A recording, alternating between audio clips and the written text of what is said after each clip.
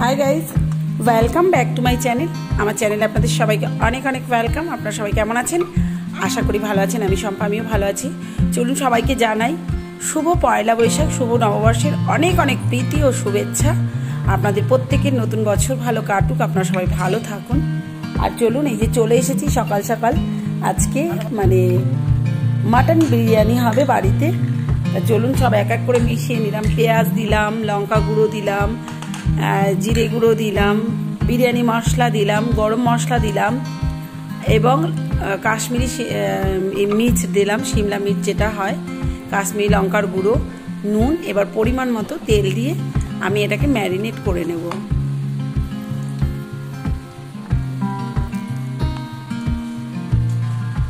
চলুন গাইজ, খুব ভালো করে ম্যারিনেট করে নেব।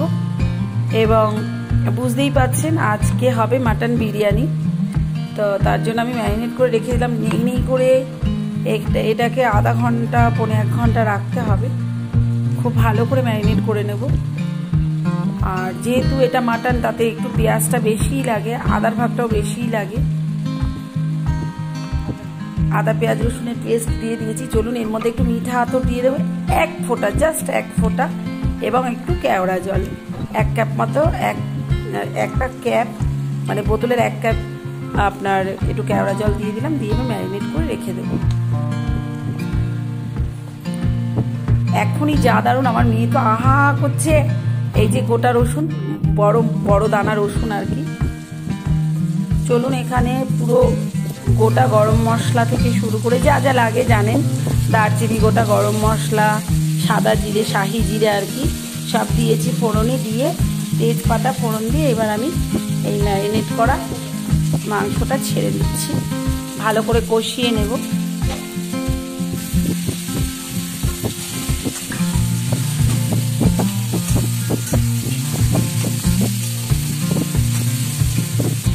মেয়ে তো সমানে আহা মামা কি গন্ধ ছেড়েছে, কত সুন্দর স্মেল আসছে। আর এই যে ভালো করে কষানো হয়ে এসছে প্রায়, তারপরে দইটা আমি দিয়ে দিলাম। জানেন দই দিলে জলটা ছাড়বে, যদিও দইটা আমার একটু ঠেকেই নেওয়া ছিল, তাহলেও একটু জল তো ছাড়বে, সেই জন্য আমি স্টিমটা একটু জোরে করে দিলাম। সরি।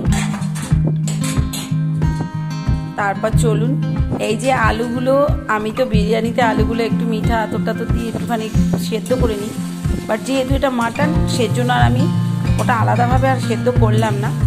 আমি জানি এটা গলে যাবে, এর সাথে কষাতে কষাতে আলুগুলো গলে যাবে। আর যেহেতু আমরা খুব একটা আলু খাই না, চলুন এবার চালটা ভিজিয়ে দিই।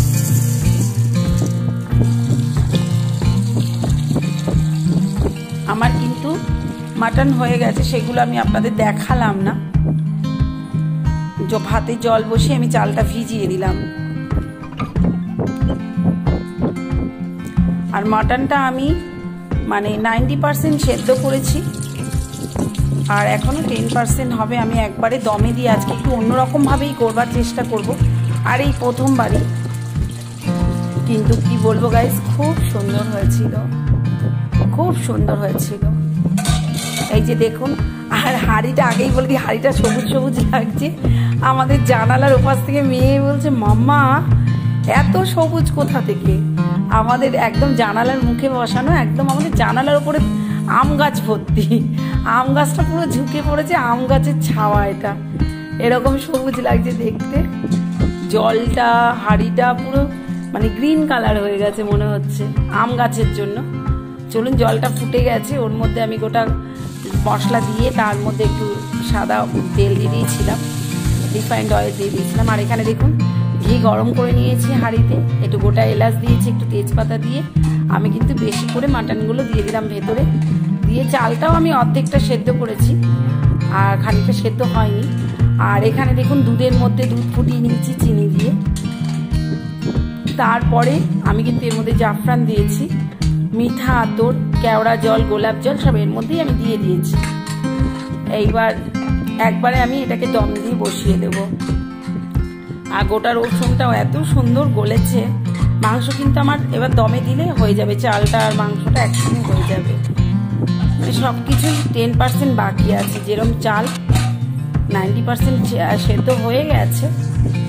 এবার চলুন, এই যে এটা বিরিয়ানির হাঁড়ি, এর আগেও বলেছিলাম চলুন। আর আপনাদের এই একটা বলি, আমি পুরো দেখাইনি, ওই জায়গাটা আমার চার্জ চলে গেছিলো। দেখুন এই যে আমি কিন্তু আটা বা ময়দা দিইনি, হাঁড়িতে এরকমভাবে একটা ন্যাকড়া ভালো করে মুড়িয়ে নিয়ে 4 সাইডে দিয়ে তার উপর কিছু একটা জলের বড় বাটি হোক, সসপ্যান হোক দিয়ে চাপা দিয়ে দেবেন, পুরো দম হয়ে যাবে। দেখুন আমার বিরিয়ানিটা ঠিক দেখতে যেমন হয়েছে ঠিক খেতেও কিন্তু ওরকমই টেস্ট হয়েছে, ভীষণ টেস্টি আর দারুণ, সারা বাড়ি গন্ধ হয়ে গেছে, এত ভালো লাগছিল আমারই নিজের, কি ভালো লাগছে।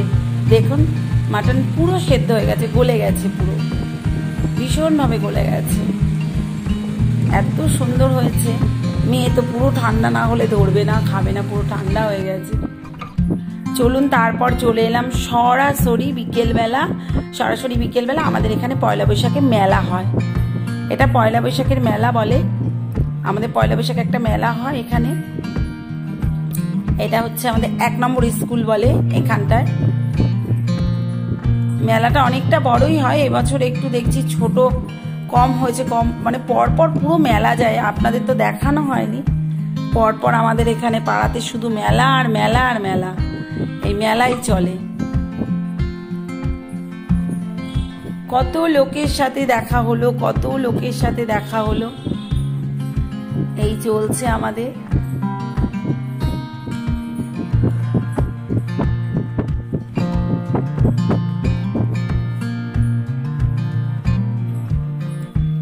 এই একজন সব আমাদের পাড়ারই,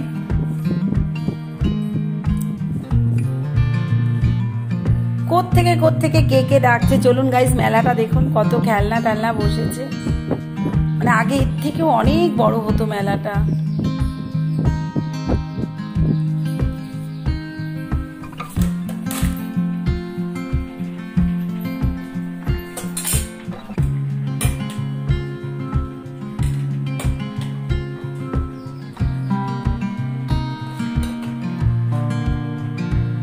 নেয়ার মতো কিছুই নেই, নেবো যে নেয়ার মতো কিচ্ছু নেই গাইস, যে নেব।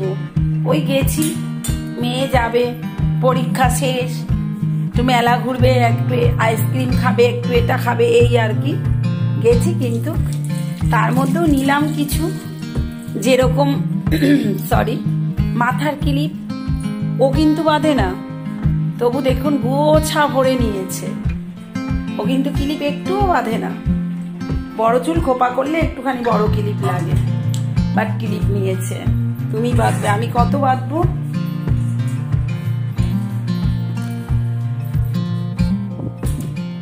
মেলাতে কিছু নিই না নি, বাট ঘুরতে তো ভালোই লাগে, একটুখানি ঘুরলাম। চলুন আপনারাও আমার সাথে থাকুন। এই যে জাম্পিং মেয়ে বলছে, আমি কেন বড় হয়ে গেলাম, কত লম্বা হয়ে গেছি, আমাকে নেবে না কেউ।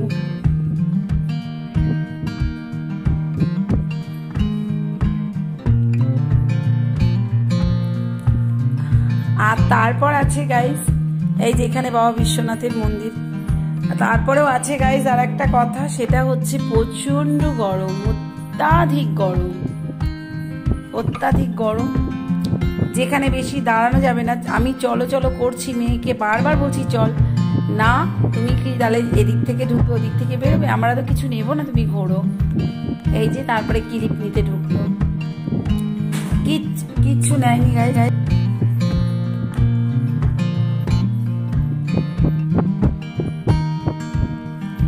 কি নেই এই দোকানে, এত রকমের কালেকশন, কিন্তু নেওয়ার মতো তার কিছু নেই। এখন আর লোকে আগের মতো, মানে তাও মেলা দেখছি তো ভিড় হচ্ছে, সবাই খোঁজখাজ নিচ্ছে, বাট এখন তো সবাই অনলাইনেই নেয়।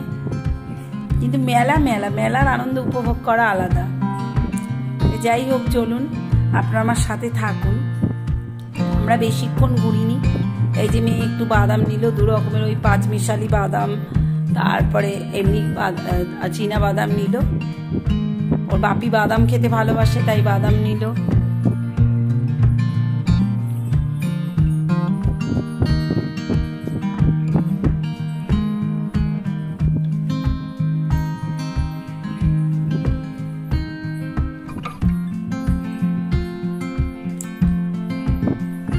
আমাদের মেলা ঘোরা শেষ গাইস, একেবারে মেলা ঘোরা শেষ।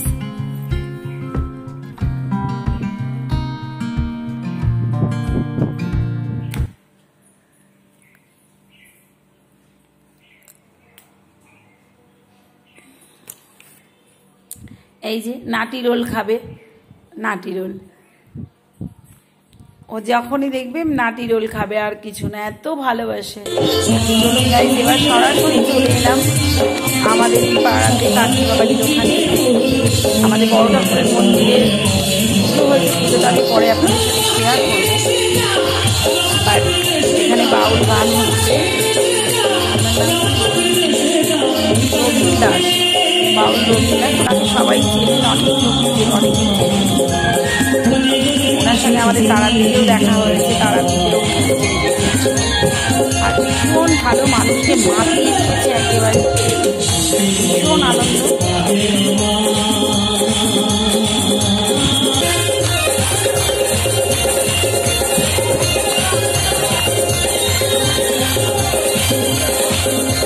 ভীষণ আনন্দ হয়েছে।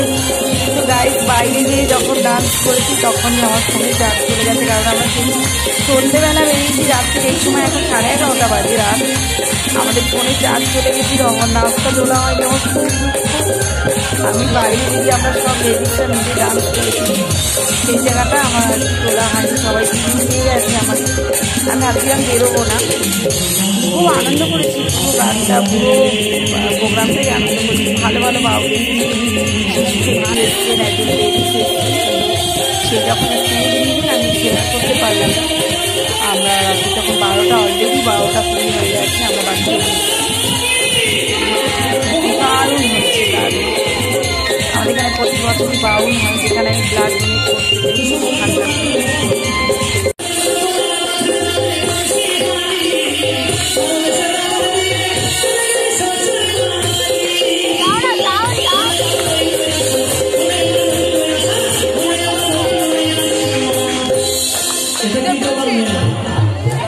মজা করেছি। আমি বাইরে বেরোছিলাম না, তারও কারণ আছে যে আমার শরীরটাও কিন্তু ভালো না, ভালো না, কিন্তু তারপরেও আমাকে নিয়ে যেতে হয়। বাচ্চা একা একা ঘরে থাকবে, বেরোতে বাধ্য হই।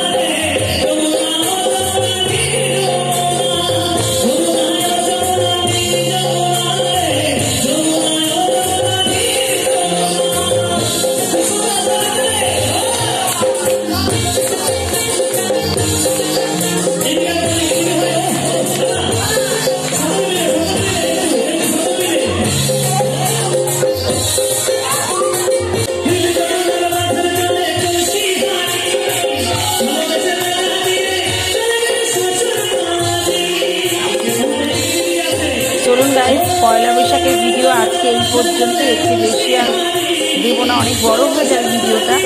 আর চলুন, যদি ভালো লাগে আমার আজকের ভিডিওটা অবশ্যই একটা লাইক, কমেন্ট, শেয়ার করে দেবেন।